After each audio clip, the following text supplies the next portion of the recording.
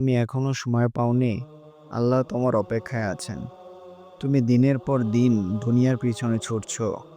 টাকা, স্ট্যাটাস, ভালোবাসা আর স্বপ্ন সব পেতে গিয়ে নিজের আত্মাকেই হারিয়ে ফেলেছ। তুমি মানুষকে হাসাও, খাওয়াও, ভালোবাসো, কিন্তু নিজের আত্মাকে কবে একটু সময় দিয়েছ? তুমি কষ্ট পাও, একা কাঁদো, ঘুম ভেঙে যায়, তবুও তুমি তার কাছে ফিরো না। সে কখনো তোমার পাশে থেকে চোখ সরাননি। আল্লাহ তোমার সেই রব, যিনি তোমার প্রতিটা নিঃশ্বাস জানেন। তিনি তোমার প্রতিটা ভাঙা স্বপ্নের খবর রাখেন। তুমি হয়তো বলো, আমার তো অনেক গুনাহ, আল্লাহ কি আমায় মাফ করবেন? তোমার এই জন্য তো আল্লাহ বলেছেন, এ আমার বান্দারা, তোমরা যতই গুনাহ করো, আমার রহমত থেকে নিরাশ হইও না। আমি সব গুনাহ মাফ করি। সূরা জুমার। তুমি শুধু একবার ফিরে এসো।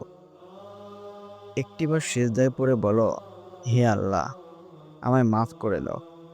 দেখবে তোমার জীবনে সবচেয়ে শান্ত মুহূর্তটি তখনই আসবে।